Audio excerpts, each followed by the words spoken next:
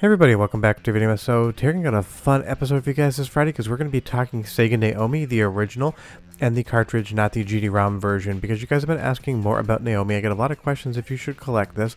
And very shortly I'm going to be doing a series exclusively on NAOMI games I've never shown on the channel before. But I absolutely love the Sega NAOMI, even if it is a little bit of a pain to own and operate. So we're going to be going through all of the hardware, doing a teardown, talking about the games, and having some fun. Or get to far involved, it'd be a huge favor down below. Hit like and subscribe and ring that notification bell. Definitely helps us out. And if you feel so inclined, want to support the channel, we got a Patreon link down below as well.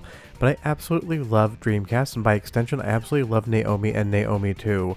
We're just talking about the original NAOMI right now, but I do have a NAOMI 2 setup as well. And while that doesn't have as many games, it's still one of the favorite things in my collection.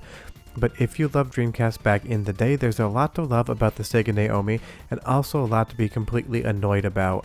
But as far as hardware is concerned, this is basically just a souped up Dreamcast.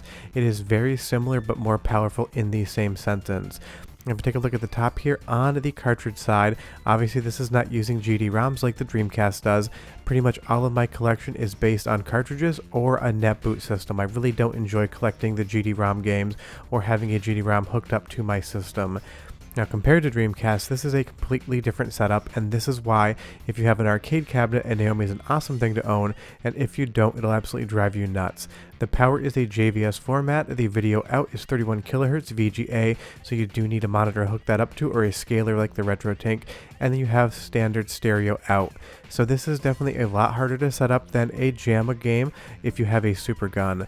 Basically, if you take a look at a Dreamcast, you have the power plug in and the AV out. That is what's all being replicated here to different ports that are going to be non-standardized. So if you don't already collect and own some JVS stuff, this is going to be completely different than JAMA, and it is going to be a little bit more involved. As you take a look at the rest of the front of the NAOMI filter board here, you're going to see these Maple adapters, Maple 1 and Maple 2. This is actually quite interesting because in arcades, there was ports that would allow you to control some games with your actual Dreamcast controller and your visual memory unit. This was not all of the games, but if you do want to use a Dreamcast controller, you can hook up Maple adapters right here. I'll leave a link in the description below to the one I like the most, and that is how you would control Dreamcast controllers. There's a list of games that are compatible. It's not all of them, but it does give you a nice way to kind of play some games on those original controllers, but honestly, I rarely use it myself. What we need to talk about is this USB port here, which is not USB wired protocol at all. It's a JVS port. You need to have some sort of JVS I/O board in, or a Capcom to JAMA converter for this. I use the Tucson Logic right here. It's a very small unit that allows you to wire in controller 1 and controller 2, and it's powered over a micro USB. It's very small. I did a video on this forever ago, but you need to have a JVS I/O board of some format. Again, not like JAMA. This is not bare wiring. There's logic between your controls and where they're actually going in, and you do need to be aware that JVS is not a USB standard. It's just borrowing the port. And I like using this better than the Dreamcast controllers because when I'm playing shmups or fighting games, I absolutely want to be able to bring my large custom built arcade sticks to the party. The Dreamcast controller, while great, is definitely not going to replicate an arcade stick and buttons in the functionality as far as control is concerned. And playing something like this here, I need a big arcade stick for my fighting games. So while you do have the option to bring Dreamcast controllers in, and it can be fun, honestly, I prefer the arcade stick. Just be aware that if you want to play any of the light gun games on NAOMI, it's going to be even more boards. This is not raster technology, it's going to be IR or infrared sensor, so that's another component you need to deal with. So basically, you're not bringing a Super Gun to the party when it comes to the NAOMI unless you have the Capcom JVS to JAMA adapter, and those cost more than a NAOMI motherboard at this point in time. But let's take a look inside and actually talk about the hardware. It's quite easy to get into. You're going to see there's 7 different screws, and I'll pop a cat pen in here, and that was not on purpose. The cat pen just decided to show up on accident, but I did love how that turned out. And as we actually get into a NAOMI, if you're taking one apart, be careful. This plastic is brittle. Don't stress it too much. Make sure that you kind of lift up, and if it gets stuck, just kind of wiggle it loose with your fingers, because I have seen these snapped in half because people have not been delicate when they tried to go into the systems. And this is what a Sega NAOMI motherboard looks like. It is very similar to a Dreamcast. It just has a little bit of an increased spec, and obviously we're using those gigantic cartridge ports right there. Now if we take a look over here, we have a BIOS, we have a battery. It's kind of looking similar to a Dreamcast with that battery in there, and we have 2 of the 3 cartridge port connectors. We're going to have some Sega custom chips on the board, and anytime I'm inside of any of these boards when I do camera teardowns, I will always take a look at the capacitors as well, just to make sure they're not swelling whatsoever. I just kind of run my finger over the top. They are not bulging, they're good. I don't see any signs of electrolytic fluid leaking. I would put this back in the closet and say it's no longer in need of a recap, at least at this point in time. And if we take a look at the other side, this is where you're going to have your Power VR chipset as well as the CPU. And every time I'm in again, I just check the fans. These fans are definitely louder than they're going to be on a Dreamcast. This is meant to go into an arcade cabinet, not onto your floor or on a shelf next to a PVM or an LCD television. And that's another reason why Naomi is a little bit difficult if you don't have a cabinet, because it's a lot of hardware, a lot of noise, and a lot of wiring just to get this running. And you'll see here they did hot glue down the heat sinks, which gives me terror flashbacks to trying to buy Sega Hikaru boards, people packing them terribly, and the heat sinks as well as the chips just popping completely off of the board. I still haven't found a Hikaru, maybe one of these days. But the Naomi board is a very elegant, simple solution that gives you a little bit more than Dreamcast power in the arcades, but it is basically sharing almost all of the same hardware. Obviously the Dreamcast ships with that GD-ROM unit on top, but you can use these discs on a Naomi, not the same ones you bought at retail, but the same technology. If we take a look under the hood at the Dreamcast, you're going to see it's a very similar design.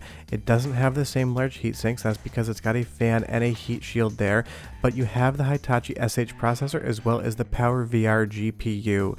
So basically a Dreamcast and Naomi are like 95% of the same thing, and that's why you got such great arcade conversions from the Naomi over to the Dreamcast. And if you ever get one, definitely change this fan out. This is a backup unit I have. These things sound like a jet engine taking off. Now let's take a look at the actual games themselves, because it's weird to see Sega Dreamcast era stuff as a cartridge if you're not familiar with it. And the designers even brought over that design language of the triangle that you would see on the Dreamcast when you're opening and closing the system, and when you had the power on. You'll see here there's a couple holes for heat, because this isn't just simply a ROM board. There's more technology under here that I will show you in just a moment. You'll see the 3 cartridge connectors as well as 2 screws that are going to hold the board down. If you're ever wondering whether or not a board has been opened up and been repaired, you will tell immediately on Naomi by the screw tension. If these things are very hard to get out, if they feel like they've never backed out of those screw bosses before, this has never been worked on, and you can open it up and know that at least it is still stock. It can be a little bit hard to get them out, so I did do that off camera. As we take a look at this cartridge right here, you're going to see all of these different flash ROM packages as well as other hardware on board, including a crystal oscillator, another flash ROM chip, as well as a Xilinx FPGA. And there's so many different chips on a Naomi cartridge and so many open slots. Depending on how big the game was, you'd have more or less of these chips on board, and there's definitely different versions of these as well. As we move down here, you're going to see that Sega Custom, a couple chips that are for the game that are going to be labeled. You have that oscillator right there as well. These things are packed with technology, and for the most part they rarely if ever fail. Naomi can be prone to having some boot issues, but for the cartridges I've never seen one that was broken that wasn't completely rusted out. Well, now let's take a look at Virtual Tennis. This game has a copyright of 1999, and you're going to see within Naomi cartridges, you see completely different designs. Compared to WWF, this has a lot of ROM chip spots on the bottom, as well as some surface mount stuff. This is completely different than you saw on WWF. When we actually get into the cartridge, you're going to see it's different on the inside as well. This is another one that was never opened, but as we actually take a look, this is incredibly dusty. I'm going to be cleaning this off camera, but I'll show you a little bit of that process, because those 2 holes there on the top of the plastic cartridges allow for air to go out and heat to go out. That means dust can come in as well, and this was really stuck here. My air canister was not blowing it around whatsoever. But you'll see here we have completely different chips for the actual storage of the game content. It is a completely different layout than we saw before. Some of the chips are the same, some are different, and when you get into Naomi you're going to see a lot of different hardware designs. But definitely if you get into arcade collecting and you open things up and you see this sort of dust, definitely clean it off. I just use isopropyl alcohol and a Q-tip, because dust is an insulator. It traps heat. Heat is the death of arcade hardware, or pretty much any other hardware. I'm going to do more of this when you're not paying attention on camera, because it's not the most entertaining thing, but I can't stress enough, if you're getting into arcade collecting or even console collecting, definitely open up your stuff every once in a while. Give it a good dusting, because heat is the killer of all of this hardware, along with time and bad capacitors. So definitely don't let dust just sit here on your chips all day long while you're running them. It's not going to kill them immediately, but it's certainly not good in the long term. And my favorite part about Naomi is just some of the games that you've probably never heard of before. I'm going to be doing a series on a lot of different things, but have you ever seen a gigantic tank fight in a game called Blitz Tank? I don't think you have. But that's just kind of a little overview of the Sega NAOMI hardware. You guys have been asking for a tour around it because very shortly I'm going to be doing a 10-part NAOMI series on some of the deeper cut games. I wanted to talk about the hardware. If you want to see NAOMI 2, leave me a comment down below, but honestly it's kind of the same video just with a different color shell and a couple chips in a couple different places, so it might not be the most different thing in the world, but Sega NAOMI is worth collecting if you're into arcade collecting, and if you're not, it emulates perfectly and you can just go that route. See you guys next time. Bye bye.